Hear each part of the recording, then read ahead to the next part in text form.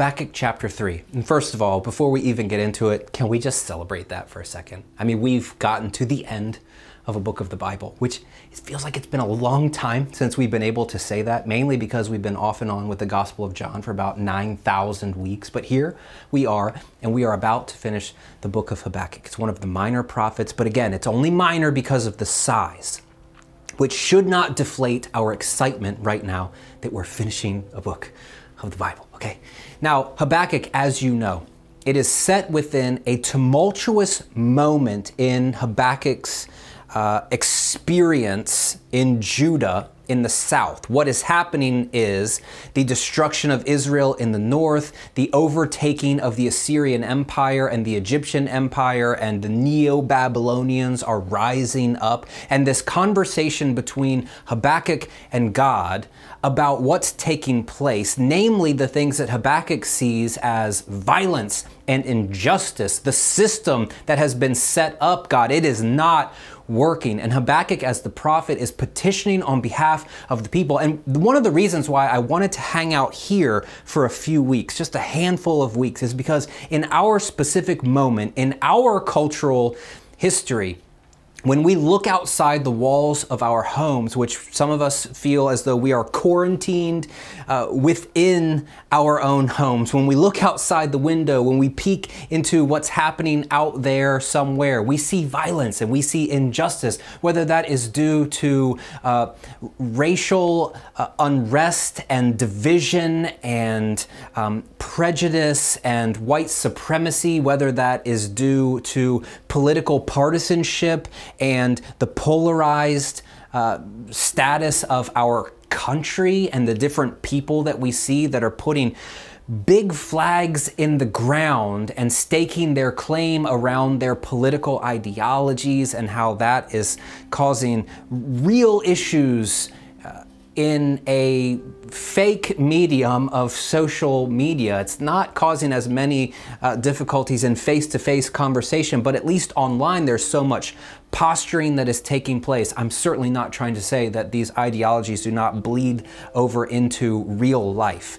But I am saying that in this moment, we have a real terrible cocktail of social distancing, lack of interaction, hard political stances, and virtually the hatred of the American people, or at least half of the American people, based on what lever they pull when they vote. We also have this moment of just anxiety amongst the people. You take racism off the table for a moment, take the pandemic off the table for a moment, and now we are all sort of collectively anxious about what's gonna happen, what's the fallout of all of these things for our jobs, for our kids, for school. What does it look like? What does your college semester look like in the fall? Are you gonna be on campus? Are you gonna be at a distance? For some of you that are transitioning into college, what does that look like? Maybe you feel cheated of a semester or a year of your life. Parents, you have no idea if you're going to be able to afford childcare, if while you work, if your kids are going to have a place to go and to learn, if that's something that you're going to be in charge of again. We have all of these questions that are looming, that are difficult, that are weighty. Each one in its own right, it deserves its own real focused attention so that we can tackle, to whatever degree we are able, the racial division in our country and in the community of the followers of Jesus. That we could also put some focused attention to our political system and our ideologies and how they might be driving the bus for us, and how we as followers of Jesus need to engage in the political sphere. Or we also need to be thinking about the pandemic and having focused attention on what it means for us. How are we going to live? How are we going to stay safe? How are we going to be continuing as essential employees? Maybe for some of you, you've been doing that for such a long time now that it just seems like, well, this is what we do and I don't even care. I'm completely over it. And then we also have this other piece about the future. And collectively, I think that we can share some of what Habakkuk is doing, in that Habakkuk is petitioning God to be present. And if we are still praying, which I think is a legitimate question at this point, because so much of life has been turned upside down that maybe some of our routines and some of our spiritual practices have also been upended due to the grief that we feel, the anxiety that we are living in, the hatred that we have towards other people. Like, all of this stuff might be forcing us to take a hard right away from God. And if we are still praying prayers at this point, which I would hope is the case, and I would urge to be the case, however, I understand the landscape of where we are, I would say that our prayers are probably a bit more weighty now than they were 5 or 6 or 7 months ago, because the things that we are having to deal with are very different. And for many of us, they're not just hypothetical things. They're not just philosophical things. They're not just ideological things. They have real practical implications on how we live, how we interact with the people around us. And we are asking God to do something in our lives and in the lives of our communities. This is what Habakkuk is doing. Habakkuk is asking God to respond to the violence and the injustice that Habakkuk sees in his cultural moment in time. And what we have in chapter 3 is something that's a bit different. It's really framed as a psalm. It's a response. However, it's got hooks to what has preceded it. Scholars don't really know what to do with it. I don't want to get sidetracked with that, though, although it's a fascinating conversation about whether it's early or late, whether it's been appended, whether it's original to the book, all these sorts of conversations. Oh, they're so nerdy and fun, but I'm not going to get into that. What we have here in this passage is a response of Habakkuk to God in light of everything that has transpired. This has been a give and take between Habakkuk and God. Habakkuk saying, violence and justice, do something. And then God saying, here's what I'm going to do. And then Habakkuk saying, that's a terrible idea. And then God saying, I'm going to do it anyway. And you need to write it down on tablets so that everybody can see, so that anybody who reads it can run with it and be inspired by the vision of what's about to happen. And then they launch into what we talked about last week, this weird sort of woe oracles against the nations. It's a strange book, and it's this book that's back and forth between Habakkuk and God, and hopefully what we've taken away from that is a model of prayer that doesn't have to be quite as tamed as maybe you thought it had to be. In the midst of all of this stuff that we are in the midst of, your prayers can be weighty and angsty and powerful. And you're allowed to ask questions of God. This is one of the big takeaways, I hope, from today's talk. But this is Habakkuk. After this little introduction that's kind of introducing the prayer, it says, the prayer of Habakkuk the prophet according to the Shigionoth. Nobody knows what the Shigionoth is. Some people would say it's like this liturgical instruction about how to sing this song, or what key it's in, or any number of musical direction. We have no idea. This is bookended at the very end of this psalm as well, where it says to the director with stringed instruments. It's really weird to close a psalm with that instruction, but we see those sorts of instructions throughout the book of Psalms. But again, nobody really knows with specificity what it's referring to. But we have this liturgical instruction, which also seems to tell you that this prayer has been utilized in public worship settings. So just hold on to that. And Habakkuk comes back in light of all the things that have preceded, all the things that we've talked about, the back and forth, and Habakkuk sort of pushing back against God's responses. It says, Lord, I have heard your reputation. I've heard the stories about you. I've heard the things that you've done. This verb here about I have heard, it's going to come back at the end in verse 16, which also works to frame the entire discussion. So we have Habakkuk here and Habakkuk at the end, and in between we might have the vision that is supposed to be written on the tablets, but just hold on to that. Lord, I have heard your reputation. I have seen your work. You could also say, I stand in awe of your work. There is a fear, a reverence, a respect in me because of what you've done, because of the things that I know that you've done in the past. Over time, or when the years draw near, Habakkuk says, revive it. The verb there in Hebrew, it means bring it to life. It's almost like this resurrection term. It's not, but it has these intonations of the things that have happened previously, bring them to life again. Because we need them. We desperately need you, God, to bring to life all of the things of the past. Over time, make it known. Though angry, remember compassion, or remember to show mercy. In other words, there's this joining of righteous wrath and how God will bring about God's judgment, but also Habakkuk is saying, but bring with that unmerited mercy and marry these ideas together. But at the core of this opening verse of this longer psalm, Habakkuk is saying, do what you have done in the past. Because as we look outside of our walls, as we look outside of the window, as we peek onto the news feeds, or as we hear about the numbers of COVID cases, or as we see the continued political unrest or racial division, as we look at all these things, all we can say is do what you have done in the past. Be who you are supposed to be for us. Violence, injustice is seeming to reign supreme, and we need you to act.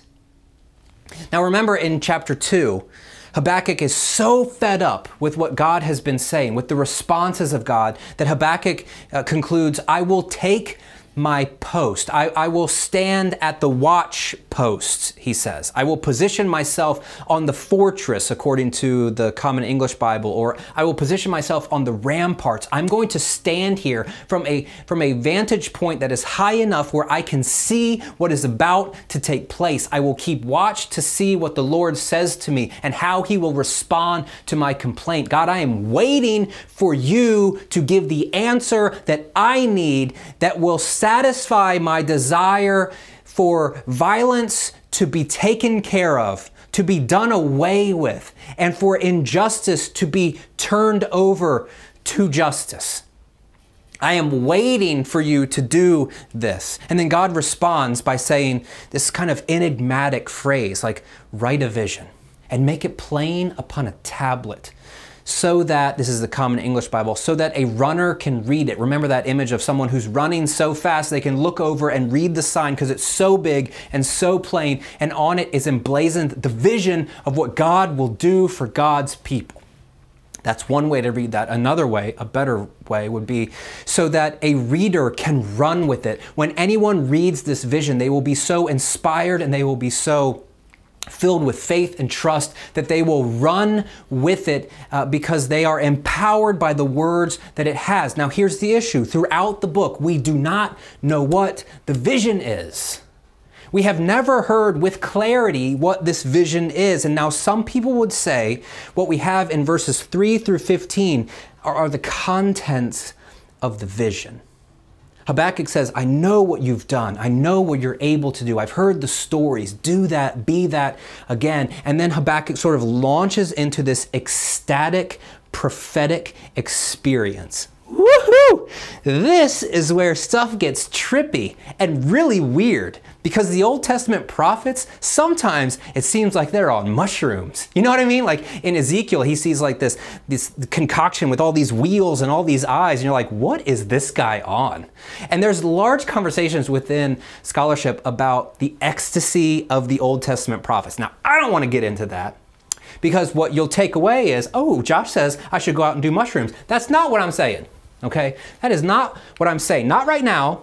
That is a different conversation for a different day. But what I am saying is what Habakkuk receives here is a strange and powerful vision that actually, let me skip ahead here, it ends up with him saying, I hear, same verb as in chapter 2, it links these ideas in verse 16, I hear and my bowels are trembling because of what you've just told me. Right? It's, my lips are quivering at the sound of what you've just said, and rottenness is entering my bones. Like, we have no idea what is going on here, but the vision that Habakkuk is seeing is so magnanimous and so insane and so crazy that his bowels are shuddering.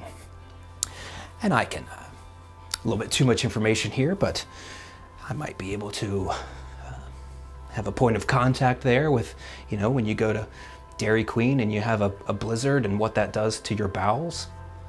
We should probably edit that out. But here we go. In verse 3, it talks about God, this is the vision, God comes from Teman and the Holy One from the mountain of Paran. This is places from the south, and God is coming up from the south to the north to do away, ultimately, with the powers that be, with the Neo-Babylonian Empire that is arising, that's causing Habakkuk to say, violence and injustice, what are you going to do with this wicked people that are enacting judgments upon everybody else? And God is saying, I'm going to do something about it. Now, I also want to throw this in here because I like to crush your dreams from time to time, okay? It says, God comes from Teman and the Holy One from the mountain of Paran, Selah. Okay, just 1 week ago, I got a text from a friend who was trying to figure out what Selah meant. And she was reading a book, and the book said this: scholars believe that when Selah appears in the text, it is a direction for the reader to stop reading and be still for a moment, because the previous idea is important enough to consider deeply. Sounds good, right? It sounds so nice that when you see this, you should just stop and contemplate. It's dead wrong. Most scholars have no idea at all what this means, as they do with any musical direction. It's a cultural thing that is lost to us. In fact, my doctoral supervisor, John Goldengay, says this word, it comes at the end of lines in Psalms without any consistent patterning. Sometimes it does stop a thought, but other times it's just sort of placed in the middle where you wouldn't expect it. One example would be in Psalm 67, in between verses 1 and 2. It says, "May God be gracious to us and bless us, and make his face to shine upon us, Selah." That your way, it's like a continuation of this line. You wouldn't expect there to be any sort of break between verse 1 and verse 2. That your way may be known upon all the earth, your saving power among all nations. It sort of breaks up the thought. Now, you could make the claim that we should stop and think about this line and then this next line, but I think Goldengay is on the right track here, where he says it may be a liturgical or musical direction, but we don't know. There was one scholar who taught at Fuller Seminary, and I'll just throw this in there for your own benefit. And he said, Selah shows up whenever David breaks a string on his lyre, which is completely preposterous, and he knows that, but it's sort of tongue-in-cheek, like it just shows up randomly, but we have no idea why or where. Okay, so we have in verse 3 here, in the midst of Habakkuk's ecstatic prophetic vision, God comes from Teman, the Holy One from the mountain of Paran, Selah. His majesty covers the heavens, and his praise fills the earth. His radiance is like the sunlight, with rays flashing from his hand. There's other ways you can translate that line as well. You could say something like, with a double-pronged bolt projecting from his hand. Some people would even think that this means that Habakkuk is afforded a vision of the form of God, which is actually a theme, a motif throughout the prophetic literature. This is something that does happen. In the end of that verse there, it says, that is the hiding place of his power. Pestilence walks in front of him and plague marches at his feet. This is a common ancient Near Eastern symbol or image of God as the divine warrior, which as 21st century American wannabe progressive liberals who don't want to be violent and want to be pacifists, we don't like the idea of God as a warrior. But understand that in the ancient world, this is how people referred to God. This is an image that tracked with the people. It made sense to the people because everyone around is talking about their God in this sort of way. Pestilence goes before God. Plague marches at his feet. He is about destruction, and destruction is going to take place. It says he stops and measures the earth. I think you could also translate that as the earth like shakes because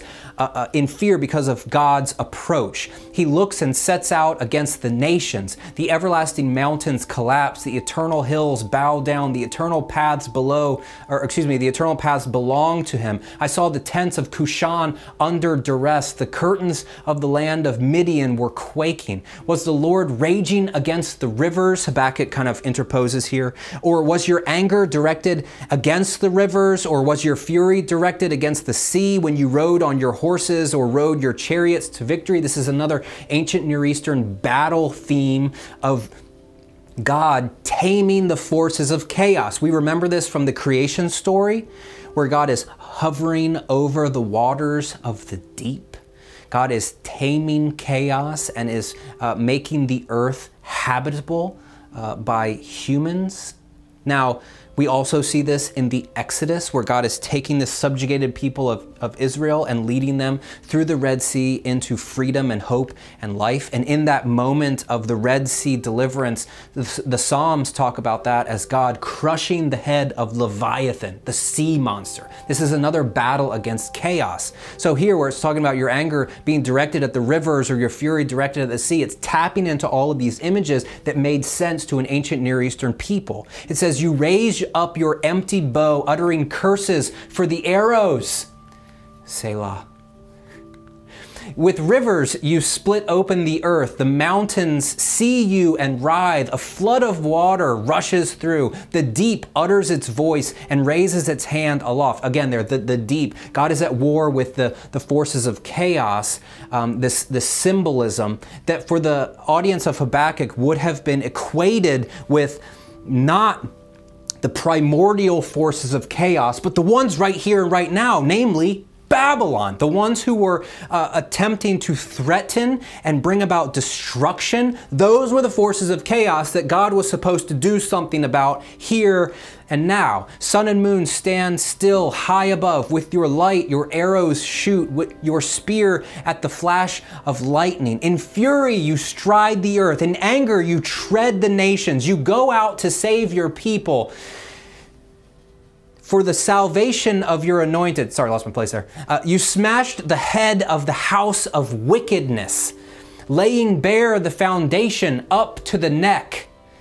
For the salvation of your anointed, you smashed the head of the house of wickedness. Selah.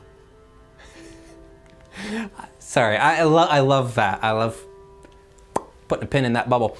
Verse 14, you pierce the head of his warrior with his own spear. His warriors are driven off. Those who take delight in oppressing us, those who take pleasure in secretly devouring the poor. You make your horses tread on the sea. Turbulent waters foam. This is the vision, verses 3 through 15. This is what Habakkuk sees, and this is what causes Habakkuk's bowels to tremble. Way worse than if he just had a blizzard from Dairy Queen. His lips are quivering at the sound. Rottenness is entering his bones. It says, I tremble while I stand, while I wait for the day of distress to come against the people who attack us.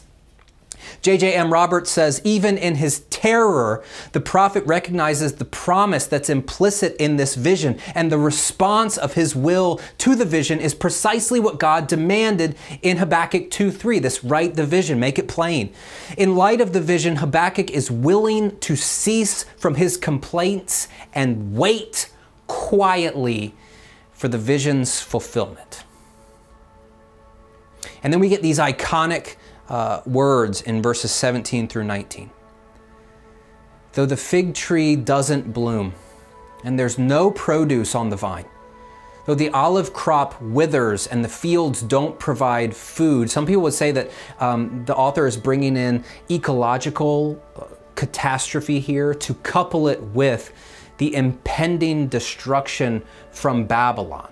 So it's not just an enemy who is on the precipice of destroying Judah, it's also the resulting or even the worst case scenario of that happens and ecological disaster takes place. The fig tree doesn't bloom, there's no produce on the vine, the olive crop withers, the fields don't provide food, and also the sheep are cut off from the pen and there are no cattle in the stalls. Even if all of this is happening, even if destruction looms large over us and all of the fallout, the worst case scenario of anything that we can conjure up for us as we look out our windows and we begin to hypothesize all of these scenarios that may or may not be likely, about racism never being dealt with, about our political system always being in shambles, about our polarized views of the world always having a foothold on us and on our fellow brother and sister, and the hatred that stands between us is never gapped, is never brought any closer. If we live in the midst of the fear and anxiety and the worry that we have in light of this pandemic, if it never gets resolved, I will rejoice in the Lord. I will rejoice in the God of my deliverance. The Lord God is my strength, Habakkuk says. He will set my feet like the deer. He will let me walk upon the heights. To the director with stringed instruments. The word of God for the people of God. Will Gaffney says the final verse of the psalm, it may well be Habakkuk's response to his own question in light of the lack of answer from God. How long? However long it takes, Habakkuk seems to say, God is my strength. Now remember what's happening. He's calling out, he's looking out the window saying, violence, injustice, the Torah is ineffective, perversion is reigning. We need you, God, to be the God that you've been in the past. You need to deliver us again. You need to be the God of the Exodus and bring about another Exodus in our moment, or we will be destroyed. But then Habakkuk also goes on to say, in light of this vision that's making his bowels quake and his lips quake and everything about him be in this terrified state, he says, even if it happens, and even if we lose all olives and figs and all of our ecological ties, then I will still trust you. God is still my strength. Now, what I wanted to bring up here is there's this gap, right, between the how long, O Lord, and the I will wait on you, Lord, or I will trust in you, whatever it takes. And sometimes this line, it subverts this how long, this petition. And we sort of get in this moment where we say, you can't petition anymore. You can't pray these prayers against God anymore. Your job is to shut your mouth and to wait and to pray and to hope and to trust. Your job is not to call God to task. Your job is not to raise a petition or a plea. Your job is simply and solely, as a follower of Jesus, to trust and to be quiet. It's almost like your job is to shut up and dribble.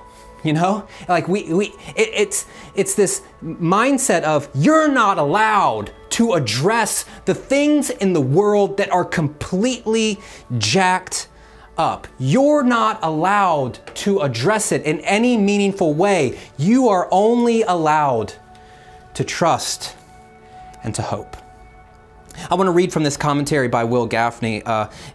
She is a womanist scholar, meaning the lenses that she brings to the text are as a black woman, which is a unique lens, one that I certainly do not have, that I need to be reading her to add layers and context to the interpretation of the text. This is what she says about this, and it's sort of long, but track with me because it is loaded and it is filled with wisdom, okay? It says, the cry, how long, Holy One, echoes from those shackled in and by slavery's chains, through those systematically oppressed by law and tradition, enforced by night riders with flaming crosses, to those shot and strangled, beaten and wrestled down by those trusted to protect and serve. It is the cry of black women whose families and bodies have been systematically ravaged by the benefactors, adherents, and evangelists of white supremacy. How long is the cry of the oppressed? It is the cry of those on the bottom of power curves and hierarchies. It is the cry of women, people of color, non-gender conforming people, people with particular ranges of mobility and abilities, the poor, undocumented immigrants, and minority communities who do not see themselves reflected in those with power over them or the cultural norms they produce. How long is the cry of a faithful prophet, and likewise the cry by a faithful people. For those who need it, she says, Habakkuk grants permission to question God, not just about the state of the world, but what God is doing in it and about it.